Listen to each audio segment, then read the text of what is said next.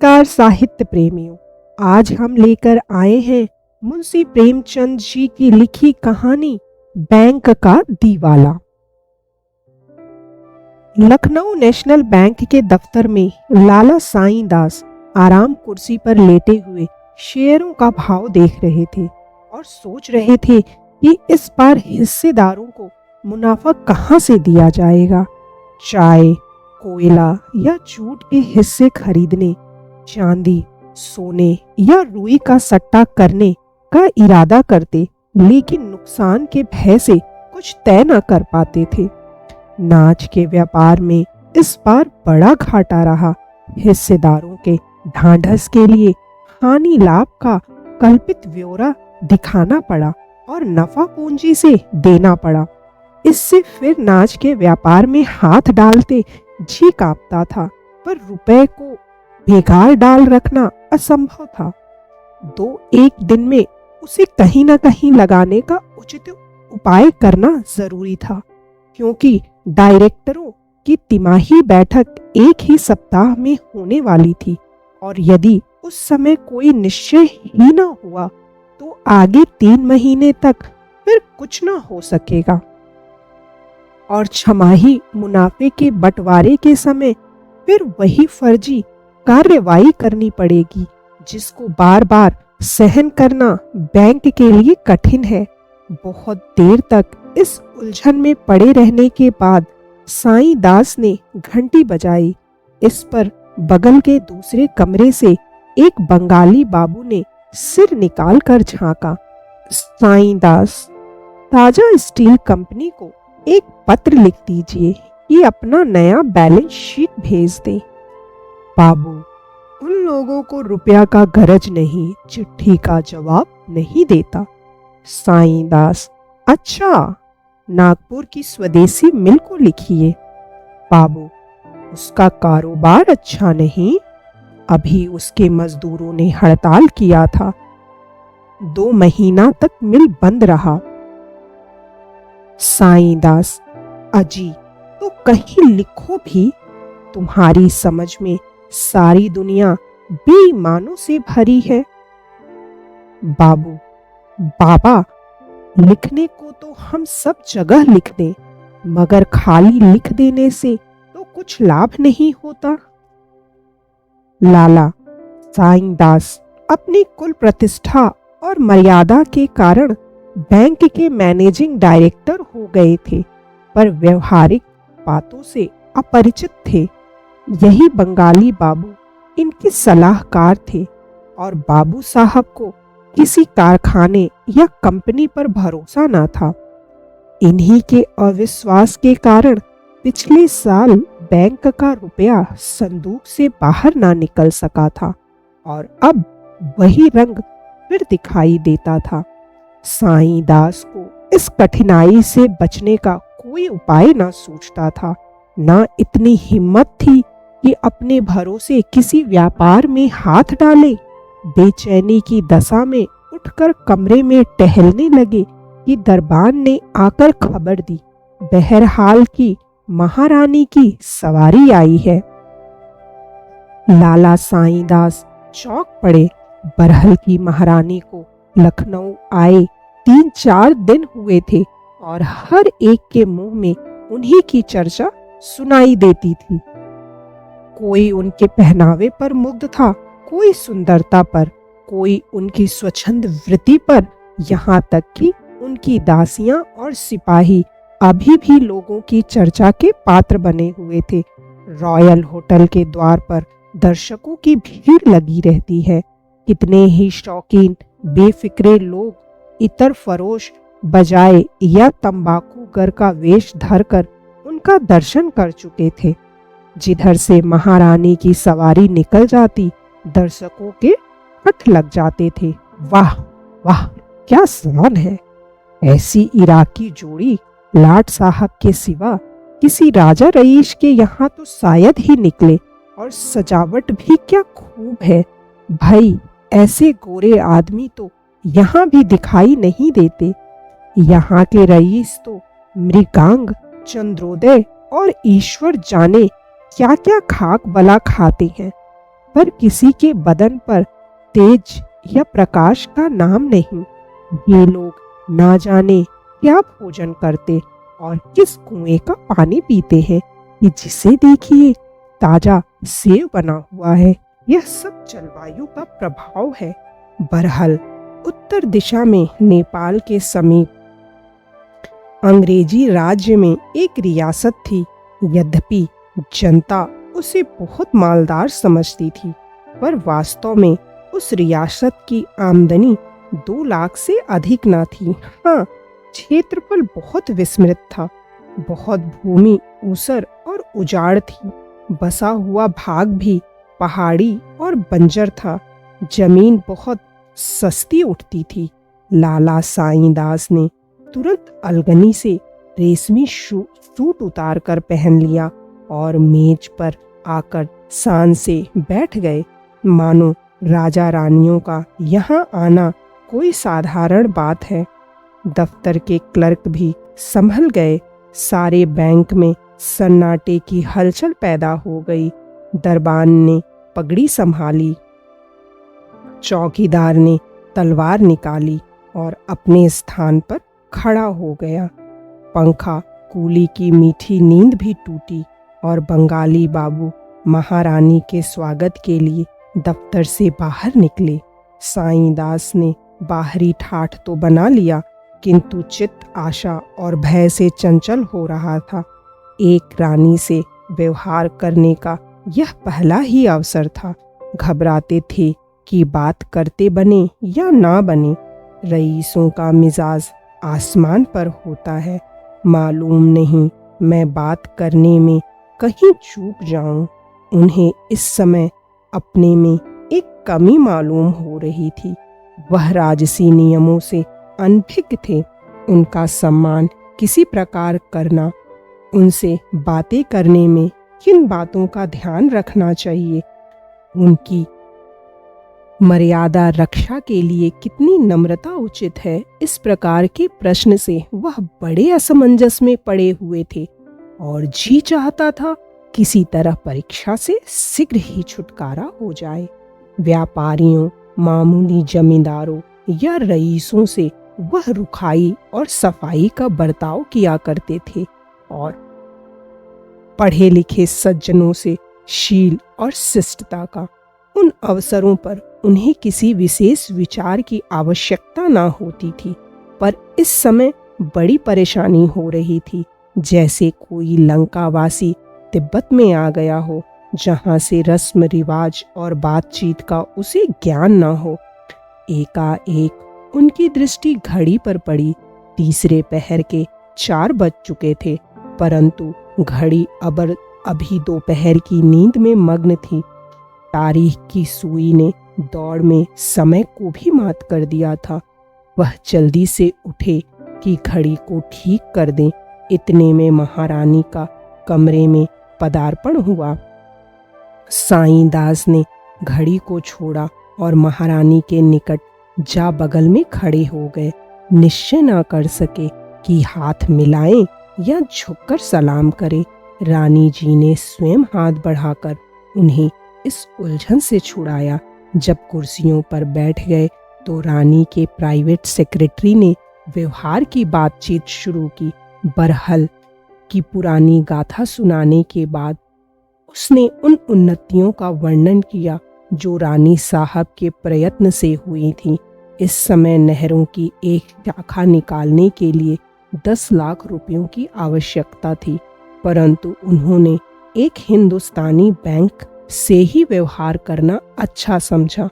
अब यह निर्णय नेशनल बैंक के हाथ में था कि वह इस अवसर से लाभ उठाना चाहता है या नहीं। बंगाली बाबू हम रुपया दे सकता है, मगर कागज पत्तर देखे बिना कुछ नहीं कर सकता। सेक्रेटरी, आप कोई जमानत चाहते हैं?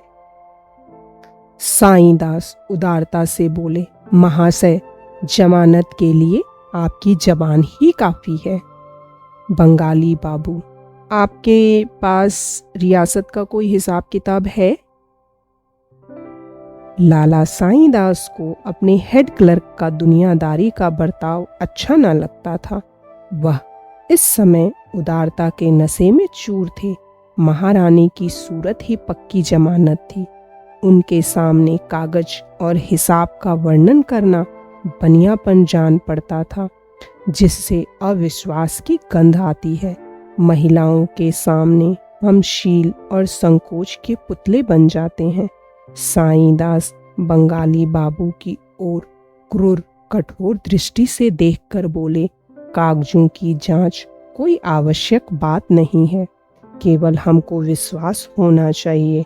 बंगाली बाबू, डायरेक्टर लोग कभी ना मानेगा। साईं दास, हमको इसकी परवाह नहीं, हम अपनी जिम्मेदारी पर रुपया दे सकते हैं। रानी ने साईं दास की ओर कृतज्ञतापूर्ण दृष्टि से देखा। उनके होठों पर हल्की मुस्कुराहट दिखलाई पड़ी, परंतु डायरेक्टरों ने हिसाब किताब, आय व्यय देखना आवश्यक समझा और यह काम लाला साईं दास के सुपुर्द हुआ, क्योंकि और किसी को अपने काम से फुर्सत न थी कि वह पूरे दफ्तर का मुआयना करता। साईं दास ने नियम पालन किया। 3-4 दिन तक हिसाब जांचते रहे, तब अपने इत्मीनान के अनुकूल रिपोर्ट लिखी। मामला तय हो गया, दस्तावेज लिखा गया, रुपए दे दिए गए। 9 रुपए सैकड़े ब्याज ठहरा। 3 साल बैंक के कारोबार में अच्छी उन्नति हुई। छठे महीने बिना कहे सुने 45,000 रुपयों की थैली दफ्तर में आ जाती थी। व्यवहारियों को 5 रुपए सैकड़े ब्याज दे दिया जाता था। हिस्सेदारों को 7 रुपए सैकड़े लाभ था। साईं दास से सब लोग प्रसन्न थे। सब लोग उनकी सूझबूझ की प्रशंसा करते, यहाँ तक कि बंगाली बाबू भी धीरे धीरे उनके कायल होते जाते थे। साईं दास उनसे कहा करते, बाबूजी, विश्वास संसार से ना लुप्त हुआ है और ना होगा। सत्य पर विश्वास रखना प्रत्येक मनुष्य का धर्म है। जिस मनुष्य के चित्त से विश्वास जाता रहता है, उसे मृतक समझना चाहिए। उसे जान पड़ता है, मैं चारों ओर शत्रुओं से घिरा हुआ हूँ।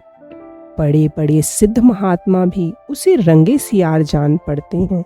सच्चे से सच्चे देश प्रेमी उसकी दृष्टि में अपनी प्रशंसा के भूखे ही ठहरते हैं।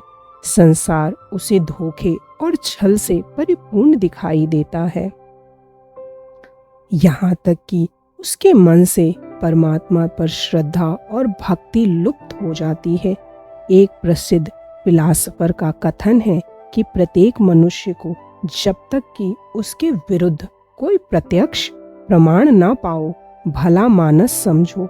वर्तमान शासन प्रथा इसी महत्वपूर्ण सिद्धांत पर गठित है और घृणा तो किसी से करनी ही ना चाहिए।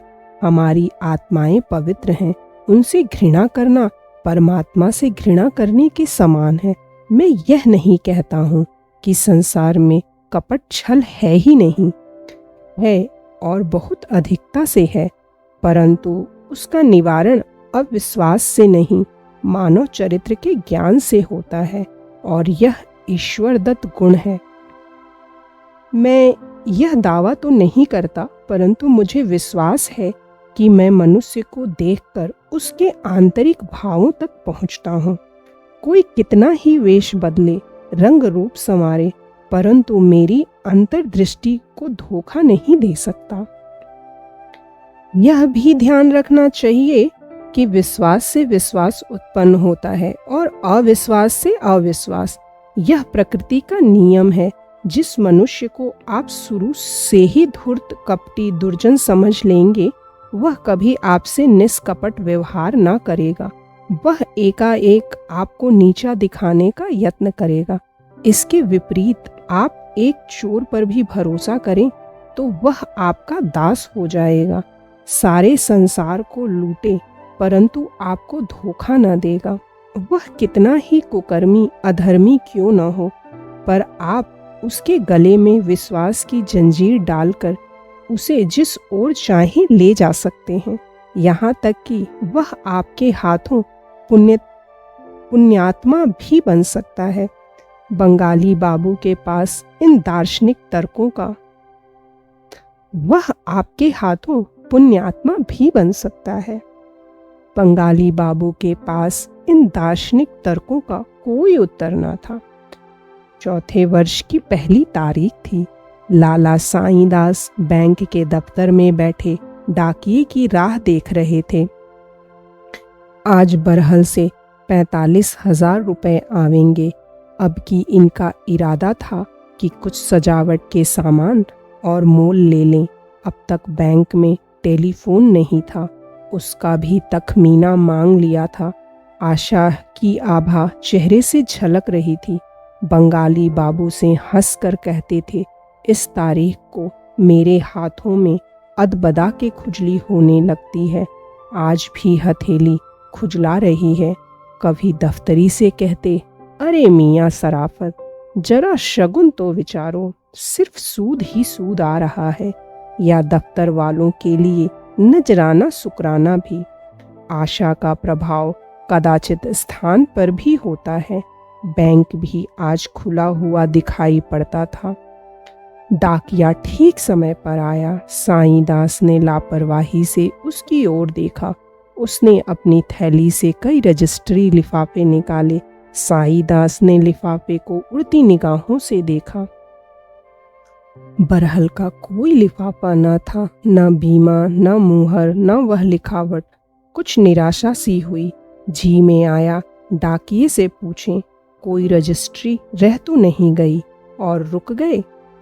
दफ्तर ने क्लर्कों के सामने इतना अधैर्य अनुचित था, किंतु जब डाकिया चलने लगा तब उनसे ना रहा गया। पूछ ही बैठे, अरे भाई, कोई बीमा का लिफाफा रह तो नहीं गया? आज उसे आना चाहिए था। डाकिये ने कहा, सरकार, भला ऐसी बात हो सकती है? और कहीं भूल चूक चाहे हो भी जाए, पर आपके काम में कहीं भूल हो सकती है? साईं दास का चेहरा उतर गया, जैसे कच्चे रंग पर पानी पड़ जाए। डाकिया चला गया तो बंगाली बाबू से बोले, यह देर क्यों हुई? और तो कभी ऐसा ना होता था। बंगाली बाबू ने निष्ठुर भाव से उत्तर दिया, किसी कारण से देर हो गया होगा, घबराने की कोई बात नहीं। निराशा असंभव को संभव बना देती है। साईं दास को इस समय यह ख्याल हुआ कि कदाचित पार्सल से रुपए आते हों। हो सकता है 3,000 असरफियों का पार्सल करा दिया गया हो। यद्यपि इस विचार को औरों पर प्रकट करने का उन्हें साहस ना हुआ, पर उन्हें यह आशा उस समय तक बनी रही जब तक पार्सल वाला डाकिया वापस नहीं गया। अंत में संध्या को वह बेचैनी की दशा में उठकर घर चले गए। अब खत या तार का इंतजार था। 2-3 बार झुंझला कर उठे, डांट कर पत्र लिखूं और साफ साफ कह दूं कि लेन देन के मामले में वादा पूरा ना करना विश्वासघात है।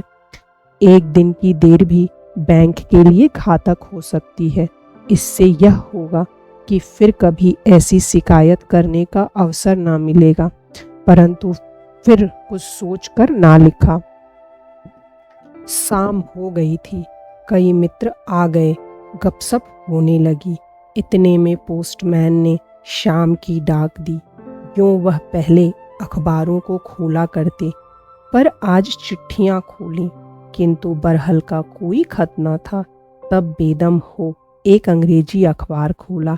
पहले ही तार का शीर्षक देखकर उनका खून सर्द हो गया। लिखा था, कल शाम को बरहल की महारानी जी का 3 दिन की बीमारी के बाद देहांत हो गया।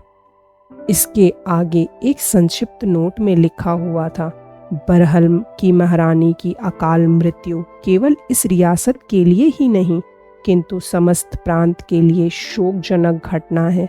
बड़े बड़े भीषण गाचार्य वैद्यराज अभी रोग की परख भी न कर पाए थे कि मृत्यु ने काम तमाम कर दिया। रानी जी को सदैव अपनी रियासत की उन्नति का ध्यान रहता था। उनके थोड़े से राज्यकाल में ही उनसे रियासत को जो लाभ हुए हैं वे चिरकाल तक स्मरण रहेंगे।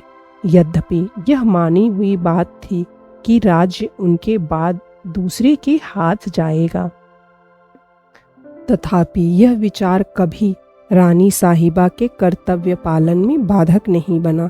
शास्त्रानुसार उन्हें रियासत की जमानत पर ऋण लेने का अधिकार न था, परंतु प्रजा की भलाई के विचार से उन्हें कई बार इस नियम का उल्लंघन करना पड़ा।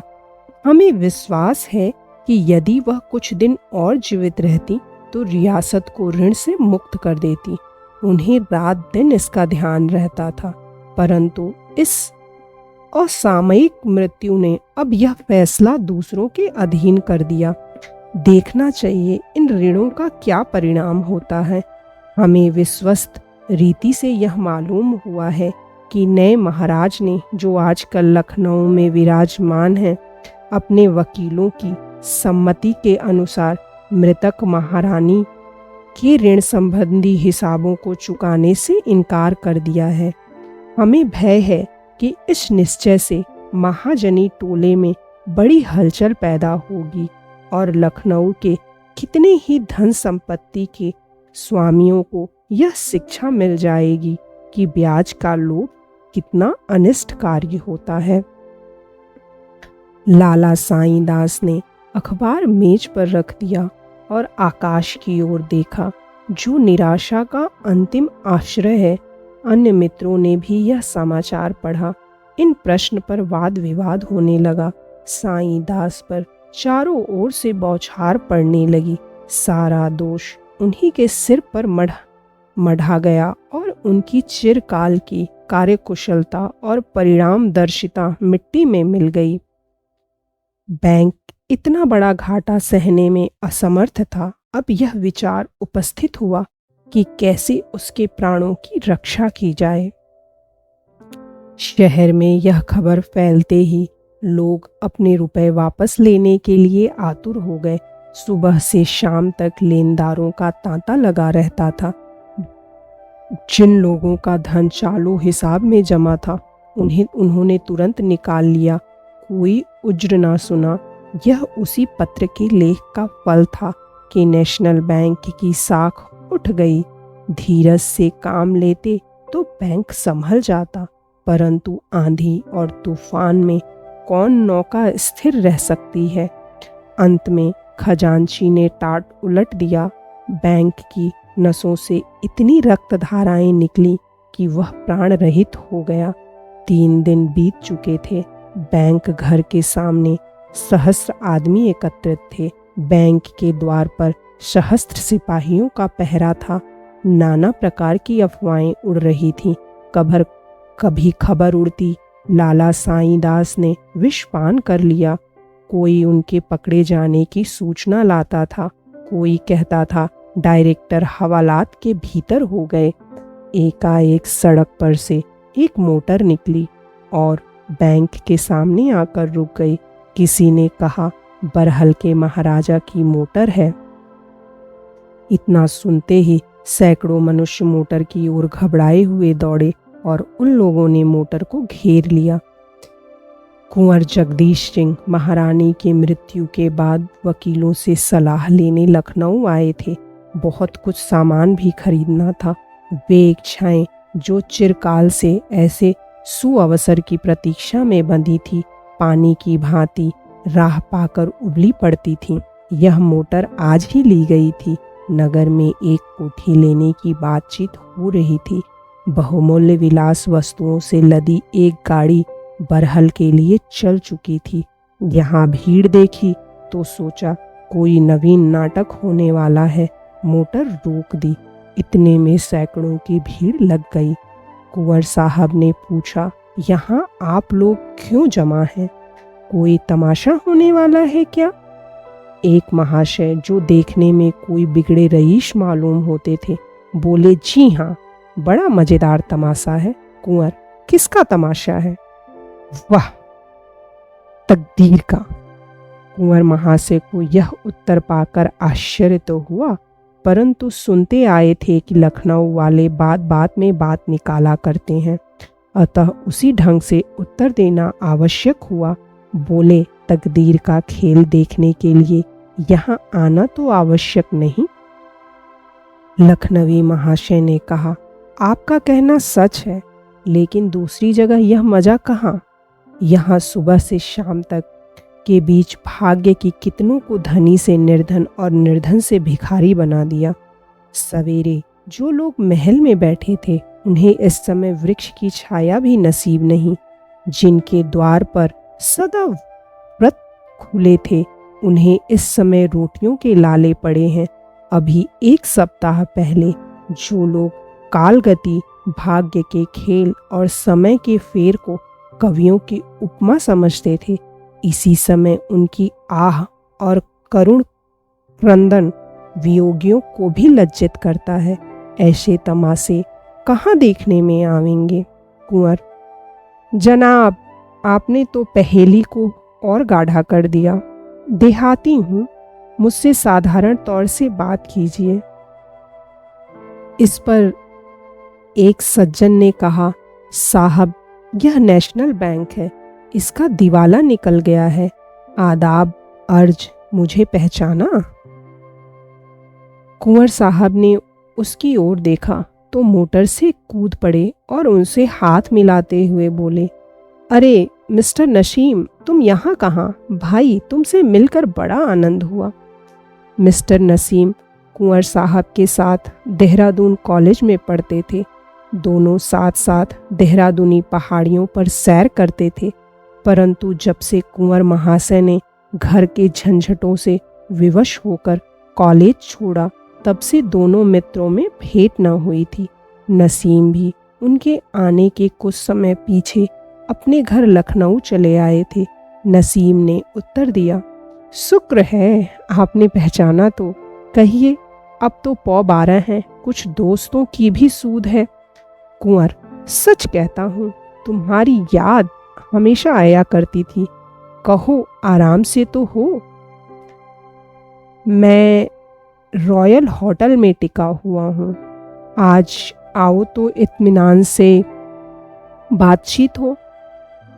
नसीम, जनाब, इत्मीनान तो नेशनल बैंक के साथ चला गया। अब तो रोजी की फिक्र सवार है। जो कुछ जमा पूंजी थी सब आपको भेंट हुई। इस दिवाले ने फकीर बना दिया।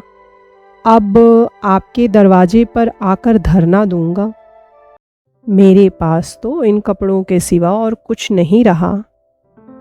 इतने में एक तिलकधारी पंडित जी आ गए और बोले, साहब, आपके शरीर पर वस्त्र तो हैं, यहाँ तो धरती आकाश कहीं ठिकाना नहीं।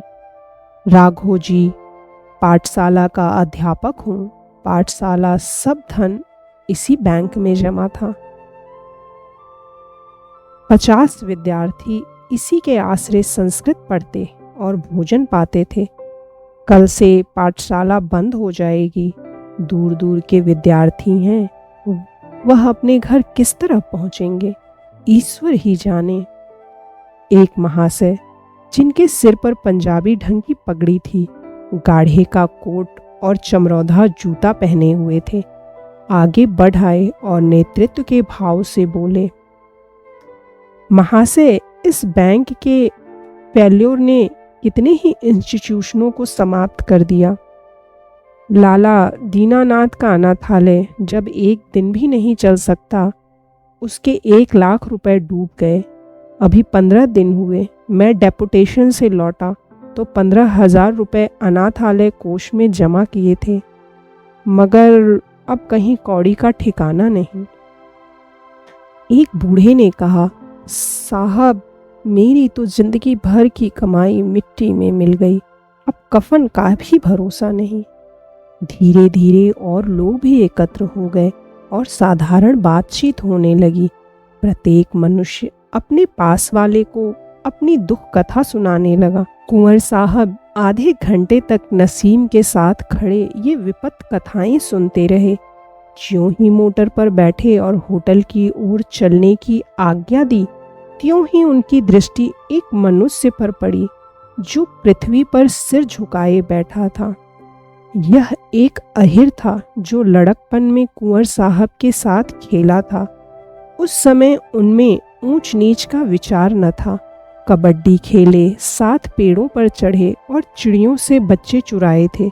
जब कुंवर जी देहरादून पढ़ने गए तब यह अहिर का लड़का शिवदास अपने बाप के साथ लखनऊ चला आया। उसने यहाँ एक दूध की दुकान खोल ली थी। कुंवर साहब ने उसे पहचाना और उच्च स्वर से पुकारा, अरे शिवदास, इधर देखो। शिवदास ने बोली सुनी परंतु सिर ऊपर न उठाया। वह अपने स्थान पर बैठा ही कुंवर साहब को देख रहा था। बचपन के वे दिन याद आ रहे थे जब वह जगदीश के साथ गुल्ली डंडा खेलता था, जब दोनों बुढ़े गफूर मियाँ को मुंह चिढ़ाकर घर में छिप जाते थे, जब वह इशारों से जगदीश को गुरुजी के पास से बुला लेता था और दोनों रामलीला देखने चले जाते थे। उसे विश्वास था कि कुंवर जी मुझे भूल गए होंगे। वे लड़कपन की बातें अब कहाँ मैं और कहाँ यह। लेकिन कुंवर साहब ने उसका नाम लेकर बुलाया तो उसने प्रसन्न होकर मिलने के बदले और भी सिर नीचा कर लिया और वहां से टल जाना चाहा। कुंवर साहब की सदृश दया में वह साम्य भाव न था, मगर कुंवर साहब उसे हटते देखकर मोटर से उतरे और उसका हाथ पकड़कर बोले, अरे शिवदास, क्या मुझे भूल गए? अब शिवदास अपने मनोवेग को रोक न सका। उसके नेत्र डबडबा आए। कुंवर के गले से लिपट गया और बोला, भूला तो नहीं, पर आपके सामने आते लज्जा आती है। कुंवर, यहाँ दूध की दुकान करते हो क्या? मुझे मालूम ही ना था। नहीं, अठवारों से पानी पीते पीते जुकाम क्यों होता। आओ इसी मोटर पर बैठ जाओ, मेरे साथ होटल तक चलो। तुमसे बातें करने को जी चाहता है। तुम्हें बरहल ले चलूंगा और एक बार फिर गुल्ली डंडा खेल खेलेंगे। शिवदास, ऐसा ना कीजिए, नहीं तो देखने वाले हंसेंगे। मैं होटल में आ जाऊंगा, वही हजरतगंज वाले होटल में ठहरे हैं ना? कुंवर, हाँ अवश्य आओ। आओगे ना? शिवदास, आप बुलाएंगे और मैं ना आऊँगा? कुंवर, यहाँ कैसे बैठे हो? दुकान तो चल रही है ना? शिवदास, आज सवेरे तक तो चलती थी, आगे का हाल नहीं मालूम। कुंवर, तुम्हारे रुपए भी बैंक में जमा थे क्या? शिवदास, जब आऊँगा तो बताऊँगा। कुंवर साहब मोटर पर आ बैठे और ड्राइवर से बोले, होटल की ओर चलो। ड्राइवर, हुजूर ने वाइटवे कंपनी की दुकान पर चलने की आज्ञा जो दी थी। कुंवर, अब उधर ना जाऊंगा। ड्राइवर, जेकब साहब बारिस्टर के यहाँ भी ना चलेंगे? कुंवर, नहीं, कहीं मत चलो, मुझे सीधे होटल पहुंचाओ। निराशा और विपत्ति के इन दृश्यों ने जगदीश सिंह के चित्त में यह प्रश्न उपस्थित कर दिया था कि अब मेरा क्या कर्तव्य है। आज से 7 वर्ष पूर्व जब बरहल के महाराज ठीक युवावस्था में घोड़े से गिरकर मर गए थे और विरासत का प्रश्न उठा, तो महाराज के कोई संतान न होने के कारण वंश क्रम मिलाने से उनके सगे चचेरे भाई ठाकुर राम सिंह को विरासत का हक पहुंचता था। उन्होंने दावा किया, लेकिन न्यायालयों ने रानी को ही हकदार ठहराया। ठाकुर साहब ने अपीलें की, प्रिवी काउंसिल तक गए, परंतु सफलता न हुई। मुकदमेबाजी में लाखों रुपए नष्ट हुए। अपने पास की मिल्कियत भी हाथ से जाती रही, किंतु हार कर भी वह चैन से ना बैठे। सदैव विधवा रानी को छेड़ते रहे। कभी आसामियों को भड़काते, कभी आसामियों से रानी की बुराई करते, कभी उन्हें जाली मुकदमों में फंसाने का उपाय करते। परंतु रानी बड़े जीवट की स्त्री थी। वह भी ठाकुर साहब के प्रत्येक आघात का मुंह तोड़ उत्तर देती।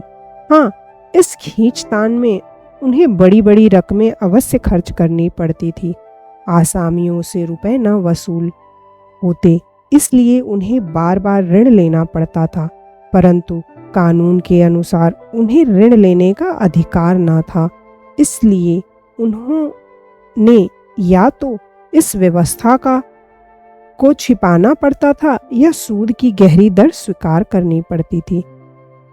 कुंवर जगदीश सिंह का लड़कपन तो लाड़ प्यार में बीता था, परंतु जब ठाकुर राम सिंह मुकदमेबाजी से बहुत तंग आ गए और यह संदेह होने लगा कि कहीं रानी की चालों से कुंवर साहब का जीवन संकट में न पड़ जाए, तो उन्होंने विवश होकर कुंवर साहब को देहरादून भेज दिया।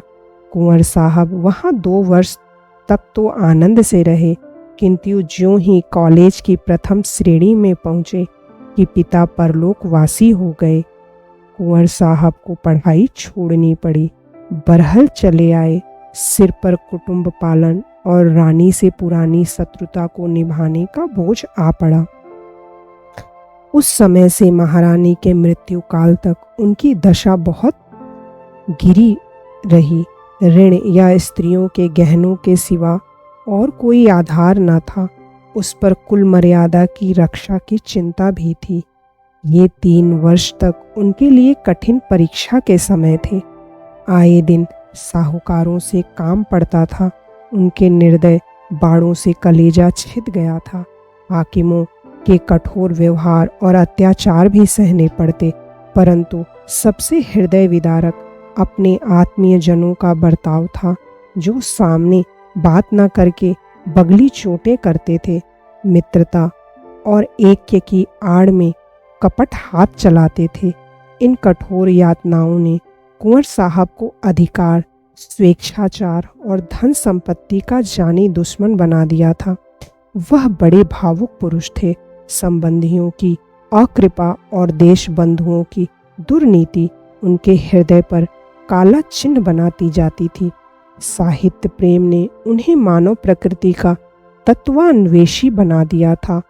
जहाँ यह ज्ञान उन्हें प्रतिदिन सभ्यता से दूर लिए जाता था, वहाँ उनके चित्त में जनसत्ता और साम्यवाद के विचार पुष्ट करता जाता था। उन पर प्रकट हो गया था कि यदि सत्य व्यवहार जीवित है तो वह झोपड़ों और गरीबों में ही है। उस कठिन समय में जब चारों ओर अंधेरा छाया हुआ था, उन्हें कभी कभी सच्ची सहानुभूति का प्रकाश यही दृष्टिगोचर हो जाता था। धन संपत्ति का वह श्रेष्ठ प्रसाद नहीं, ईश्वर का प्रकोप समझते थे, जो मनुष्य के हृदय से दया और प्रेम के भावों को मिटा देता है। यह वह मेघ है जो चित्त के प्रकाशित तारों पर छा जाता है। परंतु महारानी की मृत्यु के बाद ज्यों ही धन संपत्ति ने उन पर वार किया, बस दार्शनिक तर्कों की यह ढाल चूर चूर हो गई। आत्म निदर्शन की शक्ति नष्ट हो गई। वे मित्र बन गए जो शत्रु सरीखे थे और जो सच्चे हितैषी थे वे विस्मृत हो गए। साम्यवाद के मनोगत विचारों में घोर परिवर्तन आरंभ हो गया। हृदय में असहिष्णुता का उद्भव हुआ। त्याग ने भोग की ओर सिर झुका दिया। मर्यादा की बेड़ी गले में पड़ी। वे अधिकारी जिन्हें देखकर उनके तेवर बदल जाते थे, अब उनके सलाहकार बन गए। दीनता और दरिद्रता को, जिनसे उन्हें सच्ची सहानुभूति थी, देखकर अब वह आंखें मूंद लेते थे। इसमें संदेह नहीं कि कुंवर साहब अब भी साम्यवाद के भक्त थे, किंतु उन विचारों के प्रकट करने में वह पहले की सी स्वतंत्रता न थी। विचार अब व्यवहार से डरता था। उन्हें कथन का कार्य रूप में परिणत करने का अवसर प्राप्त था, पर अब कार्य क्षेत्र कठिनाइयों से घिरा हुआ जान पड़ता था। बेगार के वह जानी दुश्मन थे, परंतु अब बेगार को बंद करना दुष्कर प्रतीत होता था। स्वच्छता और स्वास्थ्य रक्षा के वह भक्त थे, किंतु अब धन व्यय न करके भी उन्हें ग्रामवासियों की ही ओर से विरोध की शंका होती थी। असामियों से पोत उगाहने में कठोर बर्ताव को वह पाप समझते थे। मगर अब कठोरता के बिना काम चलता ना जान पड़ता था। सारांश यह कि कितने ही सिद्धांत जिन पर पहले उनकी श्रद्धा थी अब असंगत मालूम होते थे। परंतु आज जो दुखजनक दृश्य बैंक के हाथे में नजर आए, उन्होंने उनके दया भाव को जागृत कर दिया। उस मनुष्य की सी दशा हो गई जो नौका में बैठा सुरम्य तट की शोभा का आनंद उठाता हुआ किसी शमशान के सामने आ जाए, चित पर लाशें जलती देखे, शोक संतप्तों के करुण क्रंदन को सुने और नाव से उतरकर उनके दुख में सम्मिलित हो जाए। रात के 10 बज गए थे। कुंवर साहब पलंग पर लेटे थे। बैंक के हाथे का दृश्य आंखों के सामने नाच रहा था।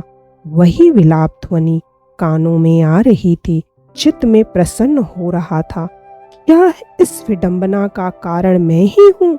मैंने तो वही किया जिसका मुझे कानूनन अधिकार था। यह बैंक के संचालकों की भूल है जो उन्होंने बिना पूरी जमानत के इतनी रकम कर्ज दे दी।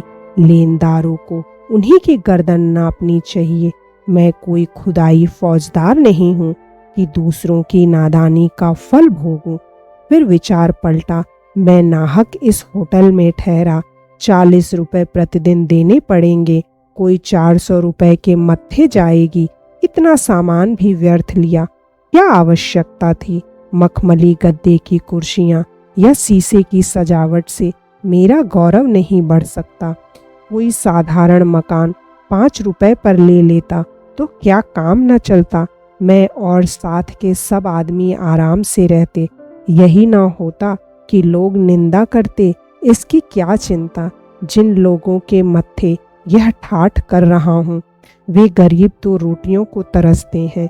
ये ही 10-12 हजार रुपए लगाकर कुएं बनवा देता तो सहस्त्रों दिनों का भला होता। अब फिर लोगों के चकमे में ना आऊँगा। यह मोटर कार व्यर्थ है। मेरा समय इतना महंगा नहीं कि आधे घंटे की किफ़ायत के लिए 200 रुपये महीने का खर्च बढ़ा डालूं। फाका करने वाले आसामियों के सामने मोटर दौड़ाना, उनकी छातियों पर मूंग दलना है, माना कि वे रोब में आ जाएंगे। जिधर से निकल जाऊंगा सैकड़ों स्त्रियों और बच्चे देखने के लिए खड़े हो जाएंगे। मगर केवल इतने ही दिखावे के लिए इतना खर्च बढ़ाना मूर्खता है। यदि दूसरे रईस ऐसा करते हैं तो करें, मैं उनकी बराबरी क्यों करूं? अब तक 2000 रुपये सालाना में मेरा निर्वाह हो जाता था। अब 2 के बदले 4000 बहुत हैं। फिर मुझे दूसरों की कमाई इस प्रकार उड़ाने का अधिकार ही क्या है? मैं कोई उद्योग धंधा, कोई कारोबार नहीं करता जिसका यह नफा हो। यदि मेरे पुरखों ने हठधर्मी जबरदस्ती से इलाका अपने हाथों में रख लिया तो मुझे उनके लूट के धन में शरीक होने का क्या अधिकार है? जो लोग परिश्रम करते उन्हें अपने परिश्रम का पूरा फल मिलना चाहिए। राज्य उन्हें केवल दूसरों के कठोर हाथों से बचाता है। उसे इस सेवा का उचित मुआवजा मिलना चाहिए। बस मैं तो राज्य की ओर से यह मुआवजा वसूल करने के लिए नियत हूँ। इसके सिवा इन गरीबों की कमाई में मेरा और कोई भाग नहीं। बेचारे दीन हैं, मूर्ख हैं, बेजबान हैं। इस समय हम इन्हें चाहे जितना सता लें, इन्हें अपने स्वत्व का ज्ञान नहीं। मैं अपने महत्व को नहीं समझता, पर एक समय ऐसा अवश्य आएगा जब इनके मुंह में भी जुबान होगी, इन्हें भी अपने अधिकारों का ज्ञान होगा। तब हमारी दशा बुरी होगी।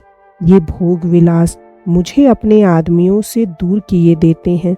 मेरी भलाई इसी में है कि इन्हीं में रहूं, इन्हीं की भांति जीवन निर्वाह और इनकी सहायता करूं। कोई छोटी मोटी रकम होती तो कहता, लाओ, जिस सिर पर बहुत भार है उसी तरह यह भी सही। मूल के अलावा कई हजार रुपए सूद के अलग हुए। फिर महाजनों के भी 3 लाख रुपए। रियासत की आमदनी 1.5-2 लाख रुपए सालाना है, अधिक नहीं। मैं इतना बड़ा साहस करूं भी तो किस बिरते पर? हाँ, यदि बैरागी हो जाऊं तो संभव है। मेरे जीवन में यदि कहीं अचानक मृत्यु ना हो जाए तो यह झगड़ा पाक हो जाए। इस अग्नि में कूदना अपनी संपूर्ण जीवन, अपनी उमंगों और अपनी आशाओं को भस्म करना है। आह, इन दिनों की प्रतीक्षा में मैंने क्या क्या कष्ट नहीं भोगे। पिताजी ने इस चिंता में प्राण त्याग दिया। यह शुभ मुहूर्त हमारी अंधेरी रात के लिए दूर का दीपक था। हम इसी के आश्रय जीवित थे, सोते जागते सदैव इसी की चर्चा रहती थी। इससे चित्त को कितना संतोष और कितना अभिमान था। भूखे रहने के दिन भी हमारे तेवर मैले न होते थे। जब इतनी धैर्य और संतोष के बाद अच्छे दिन आए तो उससे कैसे विमुख हुआ जाए। फिर अपनी ही चिंता तो नहीं, रियासत की उन्नति की कितनी ही स्कीमें सोच चुका हूँ। क्या अपनी इच्छाओं के साथ उन विचारों को भी त्याग दूं? इस अभागी रानी ने मुझे बुरी तरह फंसाया। जब तक जीती रही कभी चैन से ना बैठने दिया। मरी तो मेरे सिर पर यह बला डाल दी, परंतु मैं दरिद्रता से इतना डरता क्यों हूँ? दरिद्रता कोई पाप नहीं। यदि मेरा त्याग हजारों घरानों को कष्ट और दुर्वस्था से बचाए तो मुझे उससे मुंह ना मोड़ना चाहिए। केवल सुख से जीवन व्यतीत करना ही हमारा ध्येय नहीं है। हमारी मान प्रतिष्ठा और कीर्ति सुख भोग ही से तो नहीं हुआ करती। राज मंदिरों में रहने वालों और विलास में रत राणा प्रताप को कौन जानता है। यह उनका आत्मसमर्पण और कठिन व्रत पालन ही है जिसने उन्हें हमारी जाति का सूर्य बना दिया है। श्री रामचंद्र ने यदि अपना जीवन सुख भोग में बिताया होता तो आज हम उनका नाम भी न जानते। उनके आत्म बलिदान ने ही उन्हें अमर बना दिया। हमारी प्रतिष्ठा धन और विलास पर अवलंबित नहीं है। मैं मोटर पर सवार हुआ तो क्या और टट्टू पर चढ़ा तो क्या, होटल में ठहरा तो क्या और किसी मामूली घर ठहरा तो क्या। बहुत होगा, तालुकेदार लोग मेरी हंसी उड़ावेंगे, इसकी परवाह नहीं। मैं तो हृदय से चाहता हूँ कि उन लोगों से अलग अलग रहूं। यदि इतनी निंदा से सैकड़ों परिवारों का भला हो जाए तो मैं मनुष्य नहीं।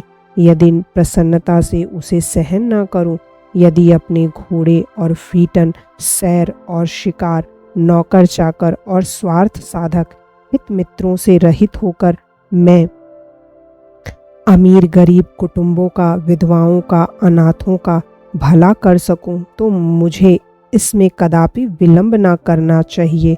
परिवारों के भाग्य इस समय मेरी मुट्ठी में है। मेरा सुख भोग उनके लिए विष और मेरा आत्मसंयम उनके लिए अमृत है। मैं अमृत बन सकता हूँ, विष क्यों बनूं? और फिर इसे आत्मत्याग समझना भी मेरी भूल है। यह एक संयोग है कि मैं आज इस जायदाद का अधिकारी हूँ। मैंने उसे कमाया नहीं, उसके लिए रक्त नहीं बहाया, न पसीना बहाया। यदि वह जायदाद मुझे ना मिली होती तो मैं दीन भाइयों की भांति आज जीविकोपार्जन में लगा रहता। मैं क्यों ना भूल जाऊं कि मैं इस राज्य का स्वामी हूँ। ऐसे ही अवसरों पर मनुष्य की परख होती है। मैंने वर्षों पुस्तकावलोकन किया, वर्षों परोपकार के सिद्धांतों का अनुयायी रहा। यदि इस समय उन सिद्धांतों को भूल जाऊं, स्वार्थ को मनुष्यता और सदाचार से बढ़ने दूं, तो वस्तुतः यह मेरी अत्यंत कायरता और स्वार्थपरता होगी। भला स्वार्थ साधन की शिक्षा के लिए गीता, मिल, एमर्सन और अरस्तु का शिष्य बनने की क्या आवश्यकता थी? यह पाठ तो मुझे अपने दूसरे भाइयों से यूं ही मिल जाता। प्रचलित प्रथा से बढ़कर और कौन गुरु था? साधारण लोगों की भांति क्या मैं भी स्वार्थ के सामने सिर झुका दूं? तो फिर विशेषता क्या रही। नहीं, मैं नानशंस विवेक बुद्धि का खून न करूँगा।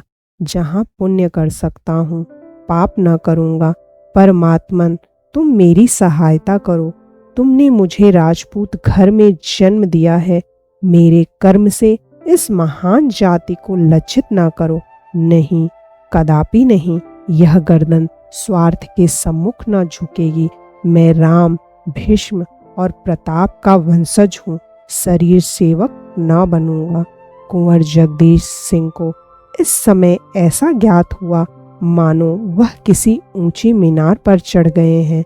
चित्त अभिमान से पूरित हो गया, आंखें प्रकाशमान हो गईं, परंतु एक ही क्षण में इस उमंग का उतार होने लगा। ऊंची मीनार के नीचे की ओर आंखें गईं, सारा शरीर कांप उठा। उस मनुष्य की सी दशा हो गई जो किसी नदी के तट पर बैठा उसमें कूदने का विचार कर रहा हो। उन्होंने सोचा, क्या मेरे घर के लोग मुझसे सहमत होंगे? यदि मेरे कारण वे सहमत भी हो जाएं, तो क्या मुझे अधिकार है कि अपने साथ उनकी इच्छाओं का भी बलिदान करूं? और तो और माता जी कभी ना मानेंगी और कदाचित भाई लोग भी अस्वीकार करें। रियासत की हैसियत को देखते हुए वे कम से कम 10,000 सालाना के हिस्सेदार हैं और उनके भाग में किसी प्रकार का हस्तक्षेप नहीं कर सकता। मैं केवल अपना मालिक हूँ, परंतु मैं भी तो अकेला नहीं हूँ। सावित्री स्वयं चाहे मेरे साथ आग में कूदने को तैयार हो, किंतु अपने प्यारे पुत्र को इस आंच के समीप कदापि न आने देगी। कुंवर महाशय और अधिक न सोच सके। वह एक विकल दशा में पलंग पर से उठ बैठे और कमरे में टहलने लगे। थोड़ी देर बाद उन्होंने जंगल के बाहर की ओर झांका और किवाड़ खोलकर बाहर चले गए। चारों ओर अंधेरा था। उनकी चिंताओं की भांति सामने अपार और भयंकर घूमती नदी बह रही थी। वह धीरे धीरे नदी के तट पर चले गए और देर तक वहां टहलते रहे। आकुल हृदय को जल तरंगों से प्रेम होता है, शायद इसलिए कि लहरें व्याकुल हैं। उन्होंने अपने चंचल चित्त को फिर एकाग्र किया। यदि रियासत की आमदनी से ये सब वृत्तियां दी जाएं, तो ऋण का सूद निकलना भी कठिन होगा। मूल का तो कहना ही क्या आय में वृद्धि नहीं हो सकती? अभी अस्तबल में 20 घोड़े हैं, मेरे लिए एक काफी है। नौकरों की संख्या 100 से कम ना होगी, मेरे लिए 2 भी अधिक है।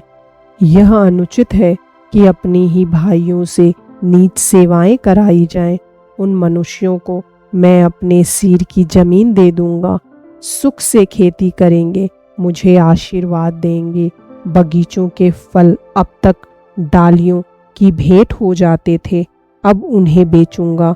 और सबसे बड़ी आमदनी तो बयाई की है। केवल महेशगंज के बाजार से 10,000 रुपए आते हैं। यह सब आमदनी महंत जी उड़ा जाते हैं। उनके लिए 1,000 रुपए साल होना चाहिए। अब की इस बाजार का ठेका दूंगा, 8,000 से कम न मिलेंगे। इन मदों से 25,000 रुपए की वार्षिक आय होगी। सावित्री और लल्ला लड़के के लिए 1,000 रुपए काफ़ी हैं। मैं सावित्री से स्पष्ट कर दूंगा कि या तो 1,000 रुपए मासिक ले लो, या मेरे साथ रहो, या रियासत की आधी आमदनी ले लो और मुझे छोड़ दो। रानी बनने की इच्छा हो तो खुशी से बनो, परंतु मैं राजा ना बनूंगा। अचानक कुंवर साहब के कानों में आवाज आई, राम नाम सत्य है। उन्होंने पीछे मुड़कर देखा। कई मनुष्य एक लाश लिए आते थे। उन लोगों ने नदी किनारे चिता बनाई और उसमें आग लगा दी। 2 स्त्रियां चिघाड़ कर रो रही थीं। इस विलाप पर कुंवर साहब के चित्त पर कुछ प्रभाव न पड़ा। वह चित्त में लज्जित हो रहे थे कि मैं कितना पाषाण हृदय हूँ। एक दीन मनुष्य की लाश जल रही है, स्त्रियां रो रही हैं और मेरा हृदय तनिक भी नहीं पसीजता। पत्थर की मूर्ति की भांति खड़ा हूँ। एक बारगी स्त्री ने रोते हुए कहा, हाय मेरे राजा, तुम्हें विष कैसे मीठा लगा। यह हृदय विदारक विलाप सुनते ही कुंवर साहब के चित्त में एक घाव सा लग गया। करुणा सजग हो गई और नेत्र अश्रुपूर्ण हो गए। कदाचित इसने विष पान करके प्राण दिए हैं। हाय, उसे विष कैसे मीठा लगा। इसमें कितनी करुणा है, कितना दुख, कितना आश्चर्य। विष तो कड़वा पदार्थ है, क्यों कर मीठा हो गया। कटु विष के बदले जिसने अपने मधुर प्राण दे दिए, उस पर कोई बड़ी मुसीबत पड़ी होगी। ऐसी ही दशा में विष मधुर हो सकता है। कुंवर साहब तड़प गए। कारुणिक शब्द बार बार उनके हृदय में गूंजते थे। अब उनसे वहां खड़ा ना रहा गया। वह उन आदमियों के पास आए। एक मनुष्य से पूछा, क्या बहुत दिनों से बीमार थे। इस मनुष्य ने कुंवर साहब की ओर आंसू भरे नेत्रों से देखकर कहा, नहीं साहब, कहाँ की बीमारी। अभी आज संध्या तक तो भली भांति बातें कर रहे थे। मालूम नहीं संध्या को क्या खा लिया कि खून की कै होने लगी। जब तक वैद्यराज के यहाँ जाएं, तब तक आंखें उलट गईं, नाड़ी छूट गई। वैद्यराज ने आकर देखा तो कहा, अब क्या हो सकता है। अभी कुल 22-23 वर्ष की अवस्था थी। ऐसा पट्ठा सारे लखनऊ में नहीं था। कुंवर, कुछ मालूम हुआ विष क्यों खाया। उस मनुष्य ने संदेह दृष्टि से देखकर कहा, महाशय, और तो कोई बात नहीं हुई। जब से यह बड़ा बैंक टूटा है, बहुत उदास रहते थे। कोई 1000 रुपए बैंक में जमा किए थे। घी दूध मलाई की बड़ी दुकान थी। बिरादरी में मान था। वह सारी पूंजी डूब गई। हम लोग रोकते रहे कि बैंक में रुपए मत जमा करो, किंतु होनहार यह थी, किसी की नहीं सुनी। आज सवेरे स्त्री के गहने मांगते थे कि गिरवी रखकर अहिरों के दूध के दाम दे दें। उससे बातों बातों में झगड़ा हो गया। बस न जाने क्या खा लिया। कुंवर साहब का हृदय कांप उठा। तुरंत ध्यान आया, शिवदास तो नहीं है। पूछा, इनका नाम शिवदास तो नहीं था। उस मनुष्य ने विस्मय से देखकर कहा, हाँ हाँ, यही नाम था, यही नाम था। क्या आपसे जान पहचान थी। कुंवर, हाँ, हम और यह बहुत दिनों तक बरहल में साथ साथ खेले थे। आज शाम को वह हमसे बैंक में मिले थे। यदि उन्होंने मुझसे तनिक भी चर्चा की होती तो मैं यथाशक्ति उनकी सहायता करता। शोक। उस मनुष्य ने तब ध्यानपूर्वक कुंवर साहब को देखा और जाकर स्त्रियों से कहा, चुप हो जाओ, बरहल के महाराज आए हैं। इतना सुनते ही शिवदास की माता जोर जोर से सिर पटकती और रोती हुई आकर कुंवर के पैरों पर गिर पड़ी। उसके मुख से केवल ये शब्द निकले, बेटा, बचपन से जिए तुम, भैया कहा करते थे, और गला रोंद गया। कुंवर महाशय की आंखों से भी अश्रुपात हो रहा था। शिवदास की मूर्ति उनके सामने खड़ी यह कहती देख पड़ती थी कि तुमने मित्र होकर मेरे प्राण लिए। भोर हो गई, परंतु कुंवर साहब को नींद न आई। जब से वह गोमती तीर से लौटे थे, उनके चित्त पर एक वैराग्य सा छाया हुआ था। वह कारुणिक दृश्य उनके स्वार्थ के तर्कों को छिन्न भिन्न किए देता था। सावित्री के विरोध, लल्ला के निराश युक्त हठ और माता के कुशब्दों का अब उन्हें लेस मात्र भी भय न था। सावित्री कूदेगी कूदे, लल्ला को भी संग्राम के क्षेत्र में कूदना पड़ेगा, कोई चिंता नहीं। माता प्राण देने पर तत्पर होगी, क्या हर्ज है। मैं अपनी स्त्री पुत्र तथा हित मित्रदी के लिए परिवार की हत्या ना करूंगा। हाय, शिवदास को जीवित रखने के लिए मैं ऐसी कितनी रियासतें छोड़ सकता हूँ। सावित्री को भूखों रहना पड़े, लल्ला को मजदूरी करनी पड़े, मुझे द्वार द्वार भीख मांगनी पड़े, तब भी दूसरों का गला ना दबाऊंगा। अब विलंब का अवसर नहीं, ना जाने आगे यह दिवाला और क्या क्या आपत्तियां खड़ी करे। मुझे इतना आगा पीछा क्यों हो रहा है? यह केवल आत्मनिर्बलता है, वरना यह कोई ऐसा बड़ा काम नहीं जो किसी ने ना किया हो। आए दिन लोग रुपए दान पुण्य करते हैं। मुझे अपने कर्तव्य का ज्ञान है, उससे क्यों मुंह मोड़ूं? जो कुछ हो, जो चाहे सिर पड़े, इसकी क्या चिंता? कुंवर ने घंटी बजाई। एक क्षण में अर्दली आंखें मलता हुआ आया। कुंवर साहब बोले, अभी जेकब बैरिस्टर के पास जाकर मेरा सलाम दो। जाग गए होंगे, कहना जरूरी काम है। नहीं, यह पत्र लेते जाओ, मोटर तैयार करा लो। मिस्टर जेकब ने कुंवर साहब को बहुत समझाया कि आप इस दलदल में ना फंसे, नहीं तो निकलना कठिन होगा। मालूम नहीं अभी कितनी ऐसी रकमें हैं जिनका आपको पता नहीं, परंतु चित्त में दृढ़ हो जाने वाला निश्चय चूने का फर्श है, जिसको आपत्ति के थपेड़े और भी पुष्ट कर देते हैं। कुंवर साहब अपने निश्चय पर दृढ़ रहे। दूसरे दिन समाचार पत्रों में छपवा दिया कि मृत महारानी पर जितना कर्ज है वह हम सकारते हैं और नियत समय के भीतर चुका देंगे। इस विज्ञापन के छपते ही लखनऊ में खलबली पड़ गई। बुद्धिमानों की संपत्ति में यह कुंवर महाशय की नितांत भूल थी, और जो लोग कानून से अनभिज्ञ थे उन्होंने सोचा कि इसमें अवश्य कोई भेद है। ऐसे मनुष्य बहुत कम मनुष्य थे जिन्हें कुंवर साहब की नीयत की सच्चाई पर विश्वास आया हो, परंतु कुंवर साहब का बखान चाहे ना हुआ हो, आशीर्वाद की कमी ना थी।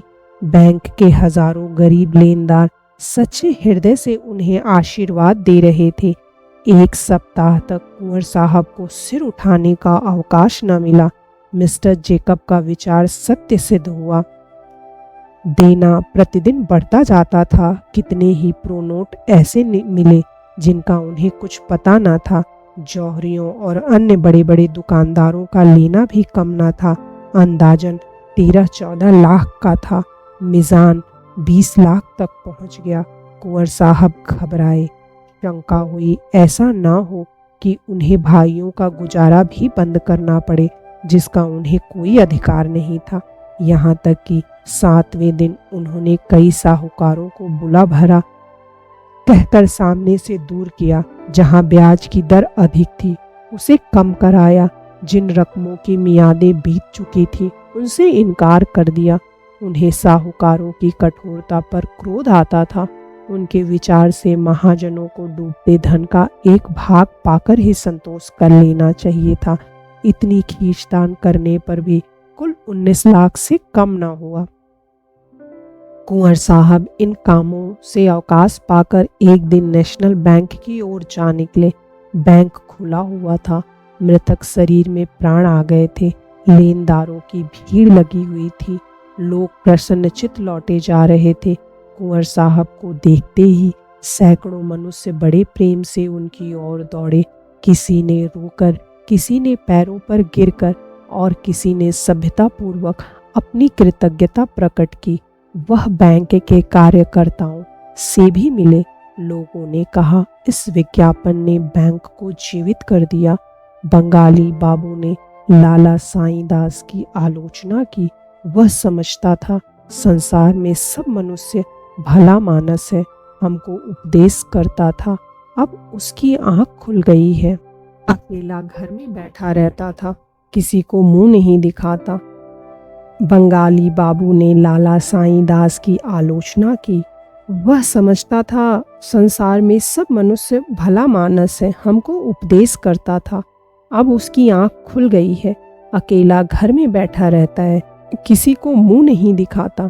हम सुनता है वह वहां से भाग जाना चाहता है, परंतु बड़ा साहब बोला, भागेगा तो तुम्हारा ऊपर वारंट जारी कर देगा। अब साईं दास की जगह बंगाली बाबू मैनेजर हो गए थे। इसके बाद कुंवर साहब बरहल आए। भाइयों ने यह वृतांत सुना तो बिगड़े। अदालत की धमकी दी। माता जी को ऐसा धक्का पहुंचा कि वह उसी दिन बीमार होकर एक ही सप्ताह में इस संसार से विदा हो गईं। सावित्री को भी चोट लगी, पर उसने केवल संतोष ही नहीं किया पति की उदारता और त्याग की प्रशंसा भी की। रह गए लाल साहब। उन्होंने जब देखा कि अस्तबल से घोड़े निकाले जाते हैं, हाथी मकनपुर के मेले में बिकने के लिए भेज दिए गए हैं और कहार विदा किए जा रहे हैं, तो व्याकुल हो पिता से बोले, बाबूजी, यह सब नौकर, घोड़े, हाथी कहाँ जा रहे हैं? कुंवर, एक राजा साहब के उत्सव में। लाल जी, कौन से राजा? कुंवर, उनका नाम राजा दीन सिंह है। लाल जी, कहाँ रहते हैं? कुंवर, दरिद्रपुर। लाल जी, तो हम भी जाएंगे। कुंवर, तुम्हें भी ले चलेंगे, परंतु इस बारात में पैदल चलने वालों का सम्मान सवारों से अधिक होगा। लाल जी, तो हम भी पैदल चलेंगे। कुंवर, वहाँ परिश्रमी मनुष्य की प्रशंसा होती है। लाल जी, तो हम सबसे ज्यादा परिश्रम करेंगे। कुंवर साहब के दोनों भाई 5-5 हजार रुपए गुजारा लेकर अलग हो गए। कुंवर साहब अपने और परिवार के लिए कठिनाई से 1000 सालाना का प्रबंध कर सके, पर यह आमदनी एक रईस के लिए किसी तरह पर्याप्त नहीं थी। अतिथि, अभ्यागत प्रतिदिन टिके ही रहते थे, उन सबका भी सत्कार करना पड़ता था। बड़ी कठिनाई से निर्वाह होता था। इधर 1 वर्ष से शिवदास के कुटुंब का भार भी सिर पर पड़ा, परंतु कुंवर साहब कभी अपने निश्चय पर शोक नहीं करते। उन्हें कभी किसी ने चिंतित नहीं देखा। उनका मुखमंडल धैर्य और सच्चे अभिमान से सदैव प्रकाशित रहता है। साहित्य प्रेम पहले से था, अब बागवानी से प्रेम हो गया। अपने बाग में प्रातःकाल से शाम तक पौधों की देख रेख किया करते थे और लाल साहब तो पक्के कृषक होते दिखाई देते हैं। अभी 9-10 वर्ष से अधिक अवस्था नहीं है, लेकिन अंधेरे मुंह खेत पहुंच जाते हैं। खाने पीने की भी सूध नहीं रहती। उनका घोड़ा मौजूद है, परंतु महीनों उस पर नहीं चढ़ते। उनकी यह धुन देखकर कुंवर साहब प्रसन्न होते हैं और कहा करते हैं, रियासत के भविष्य की ओर से निश्चिंत हूँ। लाल साहब कभी इस पाठ को न भूलेंगे। घर में संपत्ति होती तो सुख भोग, शिकार, दुराचार के सिवा और क्या सोचता। संपत्ति बेचकर हमने परिश्रम और संतोष खरीदा, और यह सौदा बुरा नहीं। सावित्री इतनी संतोषी नहीं। वह कुंवर साहब के रोकने पर भी आसामियों से छोटी मोटी भेंट ले लिया करती और कुल प्रथा नहीं तोड़ना चाहती। यदि इस प्रस्तुति ने आपके हृदय को स्पर्श किया हो तो कृपया इस वीडियो को लाइक करें, शेयर करें और साहित्य सागर चैनल को सब्सक्राइब करना ना भूलें। धन्यवाद।